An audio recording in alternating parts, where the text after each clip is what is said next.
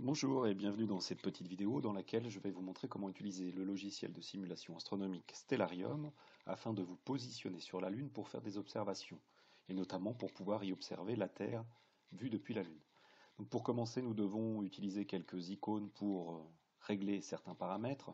Par exemple, vous pouvez supprimer les points cardinaux à l'aide de l'icône correspondante ou de la touche Q. Vous devez également supprimer l'atmosphère. En effet, sur la Lune, aucune atmosphère, ce qui fait que le ciel est noir et que nous pouvons y voir les étoiles, même en pleine journée, contrairement à la Terre, pour laquelle l'atmosphère, qui interagit avec les rayons de lumière du Soleil, nous empêche de voir les étoiles dans la journée. Ensuite, nous devons nous positionner, nous situer au bon endroit. Pour cela, nous allons utiliser l'icône de situation qui se trouve dans la barre de gauche du logiciel. Nous allons donc nous positionner sur, alors ce n'est pas une planète, la Lune, c'est le satellite naturel de la Terre, mais nous allons donc nous positionner sur la Lune en utilisant la barre de défilement qui se trouve dans la fenêtre de situation. Alors vous voyez, la Lune est ici. Ensuite, moi je choisis par défaut Apollo 17. En effet, vous allez pouvoir, en utilisant le site d'Apollo 17, avoir un paysage qui correspond à un panorama qui a été réalisé par les astronautes américains. Donc vous voyez, je me suis mis donc sur la Lune, en situation donc à l'endroit où les astronautes américains ont atterri sur la Lune à Apollo 17. Une fois que cela est fait, je peux fermer la fenêtre. Il ne me reste plus qu'à choisir un affichage de paysage correspondant, puisque là vous voyez que je suis en paysage terrestre.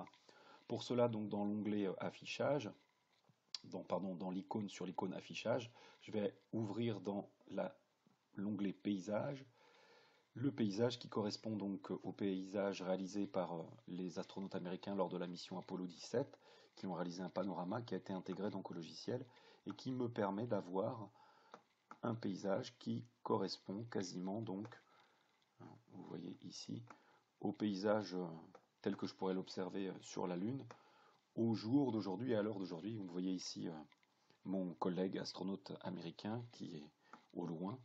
Et donc voici l'aspect du ciel tel que vous pourriez l'observer vu depuis le site d'Apollo 17 au jour d'aujourd'hui.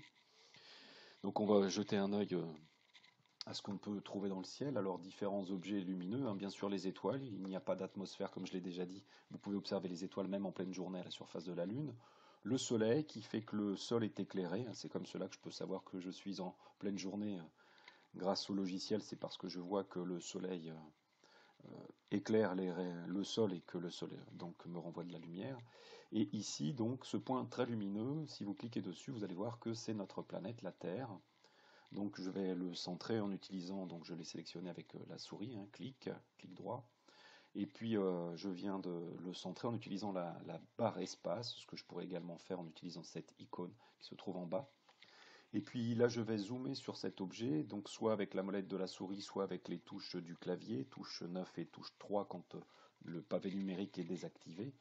Et vous pouvez observer qu'au jour d'aujourd'hui, eh bien, l'heure d'aujourd'hui, c'est quasiment la nouvelle Terre, c'est-à-dire que vu depuis la Terre, vu depuis la Lune, pardon, je ne peux pas observer la partie éclairée de la Terre, je vois la partie où il fait nuit.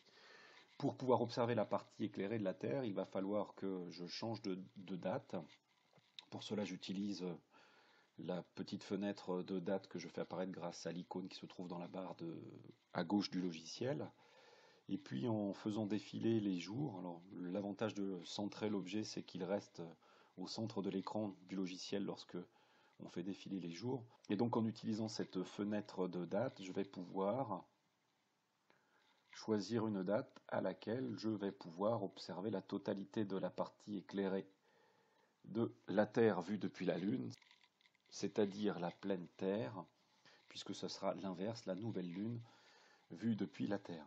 Donc maintenant je vais pouvoir supprimer cette barre d'affichage de date et heure et je vais m'intéresser à l'aspect de la Terre. Alors je vais faire juste une petite modification, je vais utiliser l'affichage en monture équatoriale, ce qui me permet de basculer la Terre et d'avoir un mouvement qui est plus facile à interpréter. Je peux alors utiliser les touches de défilement rapide du temps afin de voir ce qui se passe au niveau de la Terre. Vous voyez, première observation, que vue depuis la Lune, la Terre semble se déplacer par rapport aux étoiles. Je viens de changer de point de vue, hein, je viens de changer de référentiel, c'est donc la Terre que je vois maintenant bouger vue depuis la Lune par rapport aux étoiles. Et puis surtout, je vois aussi que la Terre, elle tourne sur elle-même, et elle tourne sur elle-même en allant d'ouest en est, ce qui va me donner la situation pour moi qui suis sur Terre de voir les objets se déplacer dans un mouvement apparent du ciel d'est en ouest.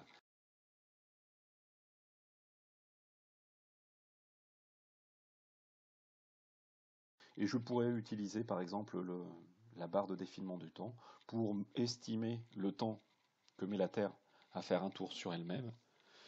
Et ce temps, alors c'est pas tout à fait exact parce qu'il faut compter le déplacement de la Lune, hein, donc, mais on pourrait se rendre compte que la Terre, elle fait un tour sur elle-même en quasiment 24 heures.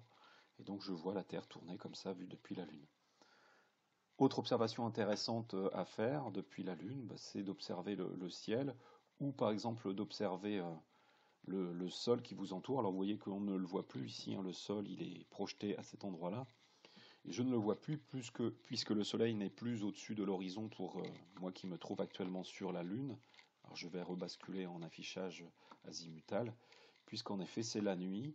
Et si je veux avoir à nouveau le jour, il va falloir que j'attende un certain nombre de jours. Vous voyez que pour l'instant ça y est, il a fallu que j'attende un certain nombre de jours pour voir le Soleil qui se lève. Alors qui se lève sur l'horizon est également, sur l'horizon est. Et ce soleil qui se lève, vous voyez, hein, va faire que le sol devient s'éclaire. C'est comme cela que je peux savoir qu'il fait jour à l'endroit où je me trouve sur la Lune. Et qu'il va faire jour sur la Lune à l'endroit où je me trouve pendant plusieurs jours d'affilée. Un jour sur la Lune dure à peu près l'équivalent de 14 jours terrestres.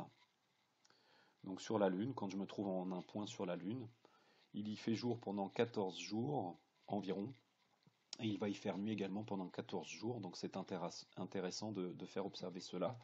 Et pour quelqu'un qui se trouve sur la Lune, le mouvement apparent du Soleil, hein, on voit qu'il est parti se coucher ici dans cette direction-là.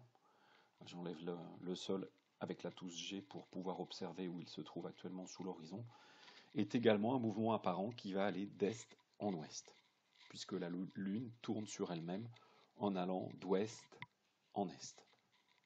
Voilà, voilà comment observer le ciel vu depuis la Lune grâce au logiciel de simulation Stellarium.